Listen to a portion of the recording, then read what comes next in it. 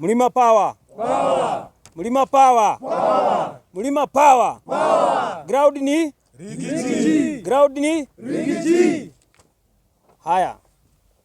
Good afternoon, members of the Fourth Estate. I am Kerry Kenneth, also known as General KK, the chairman of Rari Green Movement and Itungati Defense Forces. We stand before you today to express our deep disappointment in the current regime of the so-called Kuingathiyhio government. This government promised us prosperity, yet what we are facing is a harsh reality that has brought nothing but suffering to the people of Kenya. The much-touted bottom-up economic model has turned out to be nothing more than a scam. Instead of uplifting the people's life, it is a burden to them with skyrocketing taxes, unsustainable affordable housing projects, and a retrogressive health insurance scheme, an initiative that is popularly known as She, Sho, Shu. But with no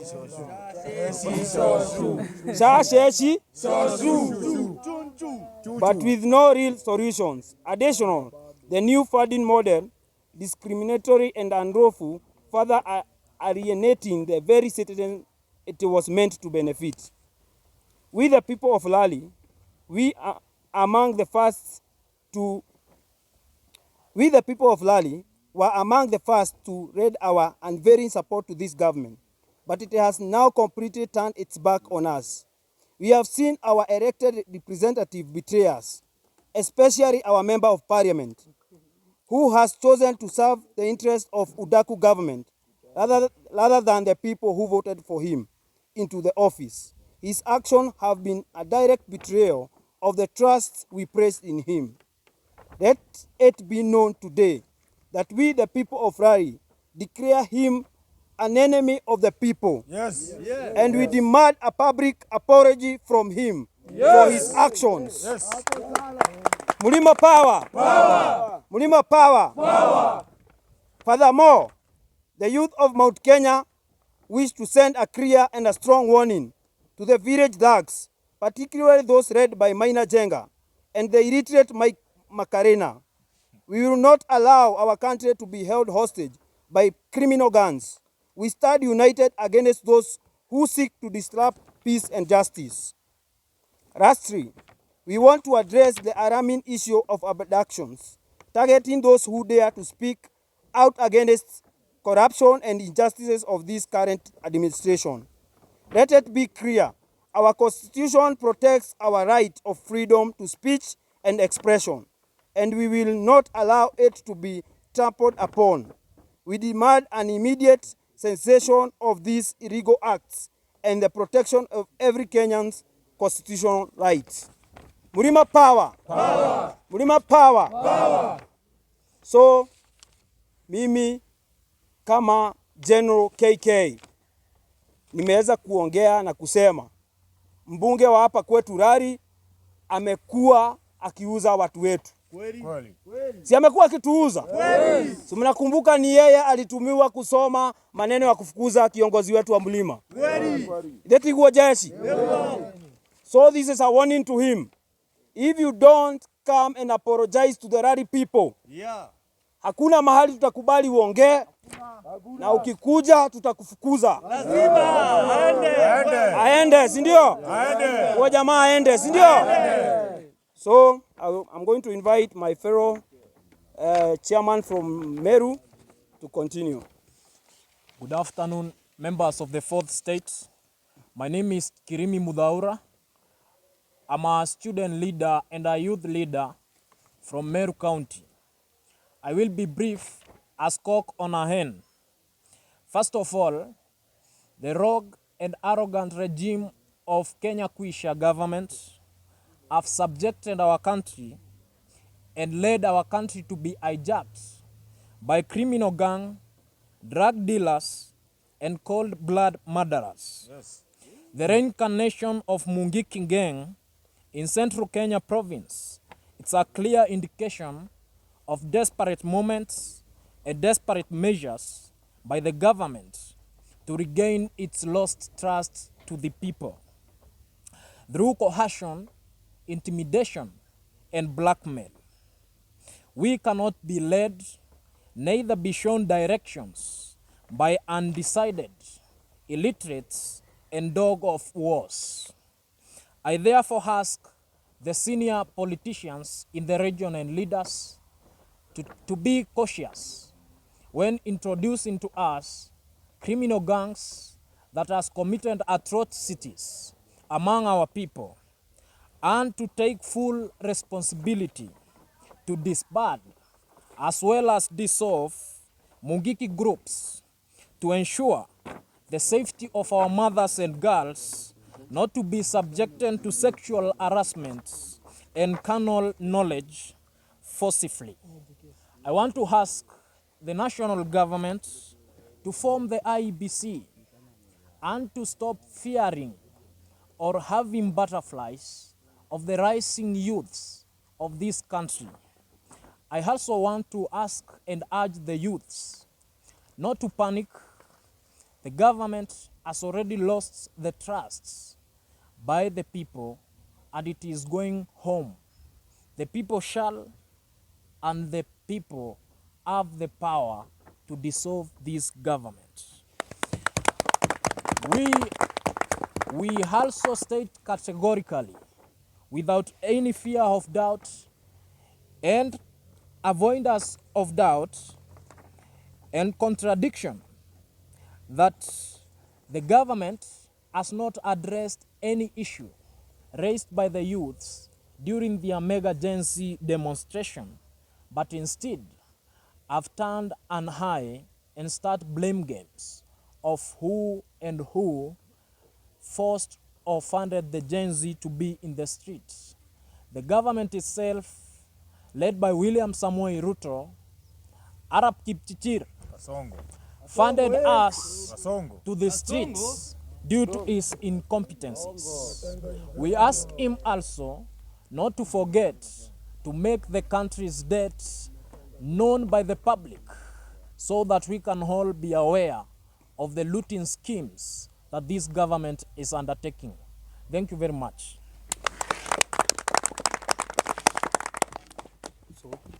Comrades power. Power. Comrades power. Power. A woman's breast can feed both the son and the father. Comrades wisdom. Wisdom. My name is Cynthia Wanjiro Karanja, a student at MKU, born and raised in Thika, and the current chairperson, Thika Universities and Colleges Students Association. First is to congratulate all Form 4 leavers and to encourage you that no matter the outcome, there is always a way. Never give up, for without hope, there is no man. 2, East or Central, Mount Kenya remains to be Mount Kenya. On the mountain, if there is no Nelion Peak, there is no Mount Kenya. Without the Batian Peak, we don't have Mount Kenya. Without the Lenana Peak, we have no Mount Kenya. Embu, Meru, and Kikuyu, we are one people. We should not allow ourselves to be divided by mere political differences. We are one people and we should stand tall and strong. That is to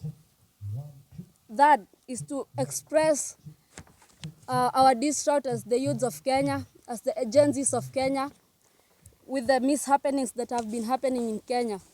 We are saddened with the continuous abductions that have been happening in Kenya of our fellow youths. We want to address the alarming issue of abductions, targeting those who dare to speak against the corruption and injustices in Kenya. It is very saddening that the Interior CS Mr. Murkomen, is quick to form a case to have his name misaligned with the ongoing cases of, with the ongoing atrocities of abductions, rather than applying the same speed in finding the people who were involved with the abductions. We request, or rather we demand, now that you have refused to apply our request, we are demanding that the people who are involved with the abductions, they be found and justice served. Lastly, is to urge all Kenyans, let's fight for our constitution before it's too weak to serve us. Thank you.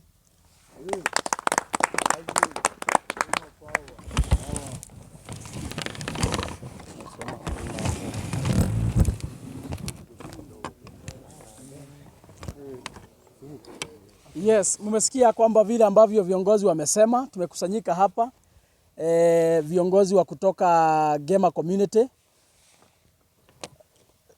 Viongozi wa kutoka Gema community tumekusanyika hapa kutoka all the 10 counties of Gema, na mmesikia kwa sauti moja vile ambavyo wamesema. Mimi yangu itakuwa machache. Na ningetaka kuambia serikali ya kwamba juzi tumeona koti imeamrisha IG wakiwa na DCI Amin ya kwamba waende kule kwa mahakama ili wakajibu hii maneno ya abduction. Na tukaona ya kwamba siku ya jana DCI na Inspector General wa polisi wote hawakwenda kotini, wote walikataa.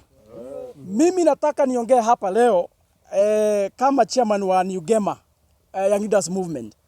Niwakumbusha kwamba siku mmefukuza Rigathi Gachagua kinyume na sheria na koti ikasema ya kwamba Professor Kindiki aapishwe. Rigathi Gachagua, who was the Deputy President of the Republic of Kenya, alitii sheria ya koti na akatoka kwa ofisi akaelekea kwake nyumbani. Na kama Rigiji, the second Deputy President of the Republic of Kenya, obeyed the court order na akatoka kwa ofisi ndio Kindiki yaingie, IG ni nani hawezi tii sheria ya koti? DCI Amin ni nani hawezi tii sheria ya koti? Kwa hivyo sisi tunataka kuambia William Ruto, siku ameapishwa pale Kasarani, hakuapishwa na notebook, hakuapishwa na kitabu yake ile anatumia kwa nyumba kutengeneza maneno yake. Aliapishwa na sheria ya Jamhuri ya Kenya na akaapishwa na Biblia ya kwamba ili akuwe akilinda na kuhakikisha kwamba anaongoza nchi kufuata sheria ya Kenya, si kufuata mafikira zake. Na kama anafaa kuongoza kutumia sheria ya Kenya, we have all the arms of government. Tuko na judiciary, tuko na parliament, tuko na executive. Na kama judiciary wamepatia amri, either ni parliament ama ni executive, wanafaa kutii sheria kwa sababu hivyo ndivyo katiba inasema. Na kwa hivyo sisi hapa leo tunataka kuongea kwa sauti moja. Na juzi tumesikia ile matamshi ambayo mliongea mkiwa kule Rift Valley siku ya Jumapili mkiwa kwa kanisa. Huyu jamaa hawa wakora wanakufuata kina Kamketi na kina Oscar Sudi. Tukasikia Kamketi akisema ya kwamba yeye ndiye anatoka ile county wanajua maneno ya 24 years. Na mimi nataka nijibu leo Kamketi tukiwa hapa kama viongozi wa kutoka Gema community. Inchi si ya mama yake. Inchi si ya baba yake. Kama kuna vitisho aende akatishe bibi yake na watoto wake. Kuna sheria inasema ya kwamba uchaguzi ifanywe baada ya miaka 5. Hakuna sheria inasema ya kwamba ati rais lazima aende term 2. Hakuna sheria inasema ya kwamba ati rais aende miaka 24. Aende term yake ya miaka 5. Akimaliza tuende kwa uchaguzi, Wakenya waamue kwa debe, na Wakenya wakiamua kwa debe aende nyumbani, lazima aende, kwa sababu hiyo ndio sheria.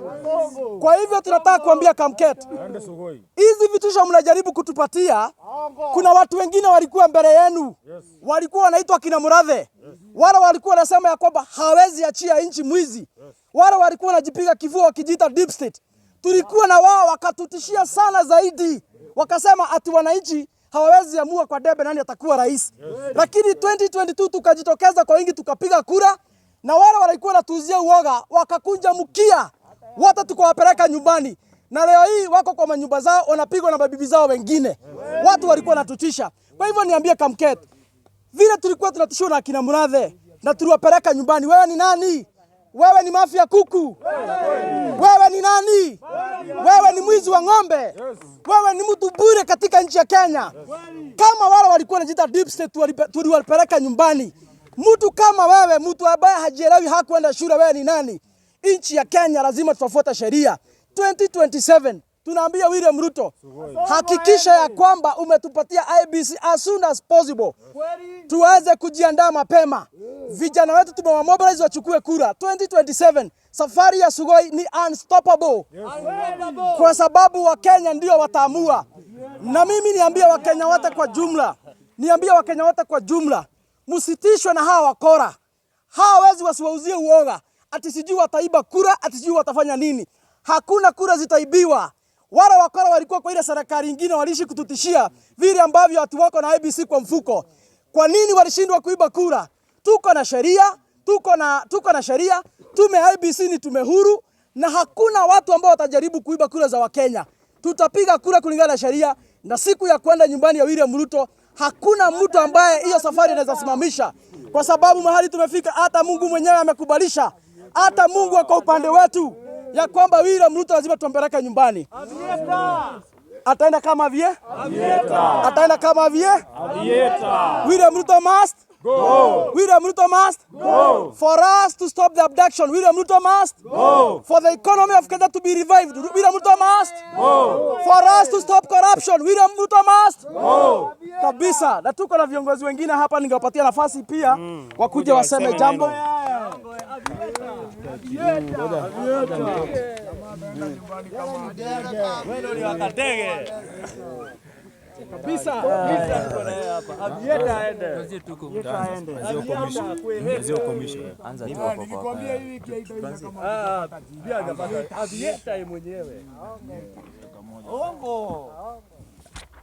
Kama kijana mwanarika ambaye ni aspirant Indika, ningetaka kuaddress this rogue government yenye ambayo imeweza kumanage kufanya mambo tatu: abductions, impeachment and extrajudicial killings. Hiyo tu ndo mambo for 2 years imemanage kufanya.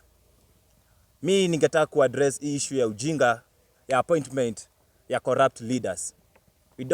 Tunataka kukumbusha William Samoei Ruto, hatusahau kwamba umechukua wakora wote katika hii serikali yako. We have Kebi Getora ambaye alifukuzwa juu ya kesi ya Kemsa. Tuko na Mwangi wa Iria alikuwa anakimbizwa na DCI. Ulitutafutia ukatuletea. Alafu unatuambia na you are fighting corruption. Kwanza utuambie Western Hotel yako ama haiko katika mikononi ya corruption. You are first the corrupt leader. Na ulichaguliwa namba 2 as the most corrupt leader. Heri ungepata namba 1.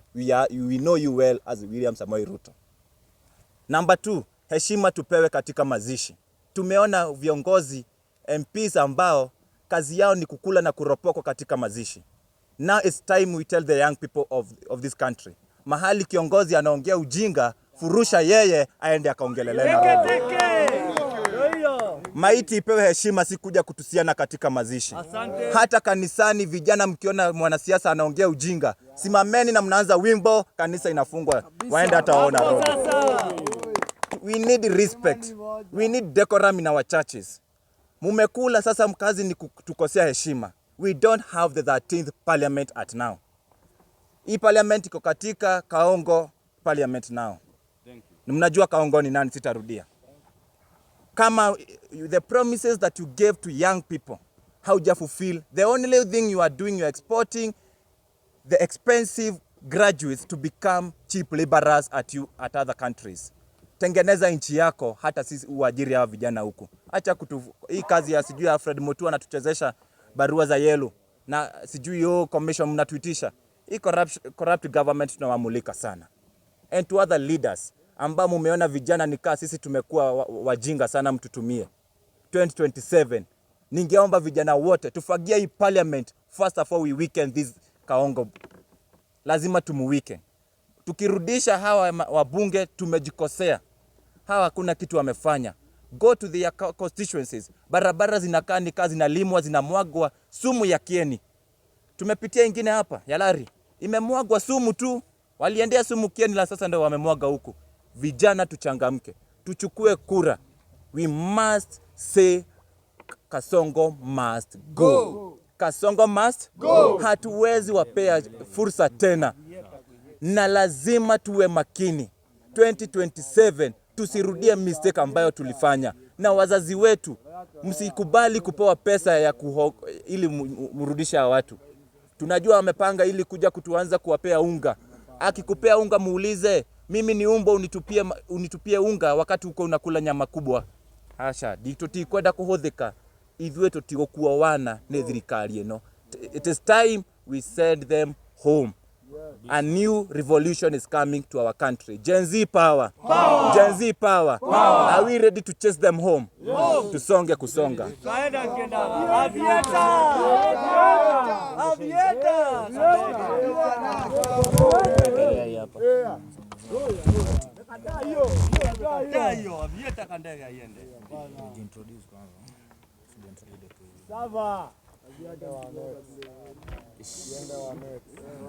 Viva comrades, viva! Viva! Viva comrades, viva! Viva! Comrades power! Power! Comrades ria! Ria! Comrades power! Power! I am Thuku SK, student leader in KU, and I'm here to speak on behalf of all comrades in Kenyatta University and all comrades in this country by extension. The government, since inauguration, has continuously displayed and brought to us bills, systems, projects which are not with the Kenyans. We have seen in our schools, our higher learning education institutions, introduction of new funding model, which has no meaning to us, does not carry in any way or represent our interest. For this government of Kenya Kwanza and UDA government, Your Excellency, sir, you did not consult us in any way as the student fraternity. This country, we woke up one day and we found that the new funding model has been implemented. And for now, what we know, the new funding model is unconstitutional.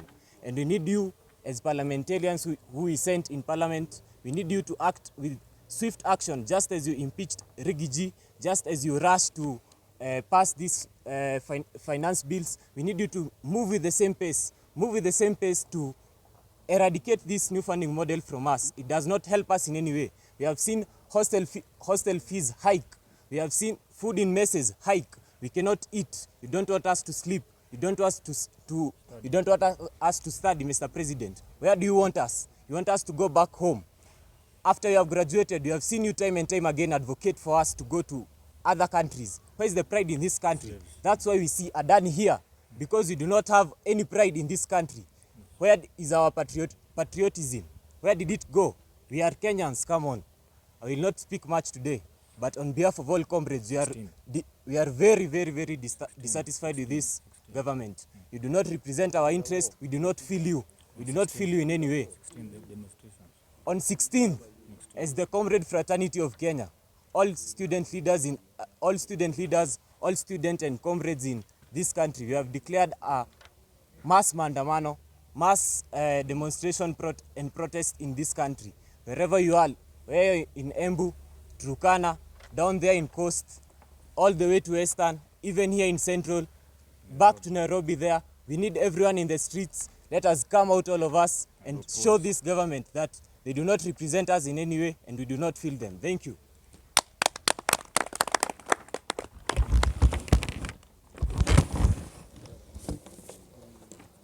Comrades power. Power. JCA. Yeah. JCA. Thank you very much. My name is Comrade Kangi. I am the lifelong Kuso Secretary General of all the living and non-living comrades in Kenya. And I want to highlight two very pertinent issues which I'll address. One is the IBC formation. We know there is an evil scheme by the outgoing regime, popularly known as Kenya Kwisha, to try and deny the young population or the Gen Z and the youths of this country to register as voters so that they can manipulate the 2027 general elections. And therefore, we are demanding for the immediate formation of IBC without any further delays. Because according to the constitutions, we have the right to exercise our political freedoms, whereby we can vie and also we can vote at the ballot so that we can choose or elect the leaders that we deserve. Another issue of great concern is the current economic environment in our country. We all know that we are being overtaxed. There are so many taxes which do not favor the business people and the entrepreneurs in this country. And that's why all investors nowadays are running to nearby countries like Rwanda and Tanzania, whereby their tax policies are favorable and they promote investments. And this has led to shutdown of business, which has rendered so many youths to become jobless. And the economic environment, if it is not favorable, it cannot support small and medium enterprises or businesses. And this has also led to various serious challenges, whereby has made youths to be mentally challenged because of distress, of unemployment, whereby you find young graduates who are very, very much qualified, but the government instead chooses to recycle the same old guards. Like recently we saw Kasongo giving opportunities to Mwango area, a whole two-term governor being given a chance to become a chairman of a parastatal. When we have young graduates who are overqualified, some who have masters, others who have PhD, why can't the government give us these opportunities? So thank you very much. Allow me to welcome my fellow youth leader.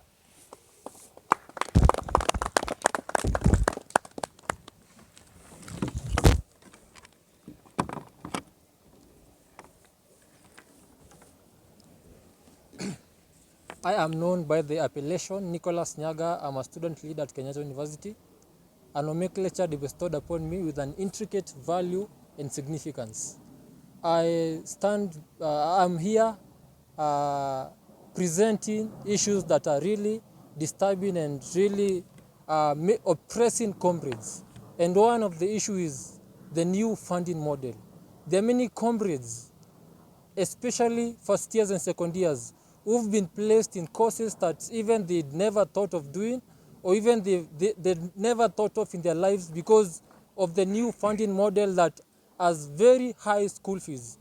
And it has been declared unconstitutional, but still the government tries and pushes it so that it may stick. But we as the comrades still stand firm and say that we are not supporting the new funding model. Another thing is the comrades cannot sleep, the comrades cannot eat, the comrades cannot bathe, the comrades cannot take shower, the comrades cannot study, the comrades cannot groom well because of the help money that should be allocated to them, but otherwise some other people in those offices, they are squandering those funds and they are delaying those funds. Yes. We are not supporting that and we are against that. Yes. The comrades of this country should enjoy. Yes. They are the ones to pay that money. They are the ones to give that money back to that government. Yes. when they're employed. Something else, it's the issue of abduction. We as the comrades of this country are very annoyed with the current regime. It's a regime whereby when you see something that is going wrong and you try to come out and speak about it, you are taken somewhere, you are tortured, you go through hell so that you cannot stand for what you feel is right. And we as the comrades, we are saying that we will not be intimidated by what this current regime is doing. And on 16th next week, may we come out and show William Samoei Ruto that it's not the few people who've been in government since the 90s and they're also in government currently who will always be there. They come with new parties, they come with new chairmans or kujena new positions, and they try to tell us and convince us that they are different, or they come with new ideas and try and convince us that they are different and we should elect them. We will not buy that again. It's high time that we elect leaders who know what we want and who feel us. It's not leaders who go there and just follow after their interest. On 16th next week, tukuje, we demand for what we know is right. We demand for our rights. And the constitution must be followed. This is not an era whereby dictatorship can ride over and work out in this country. Thank you so much. Comrade 16. 16. New funding model must go. New funding model must go. Ruto must go. All MPs must go. Waende nyumbani wote.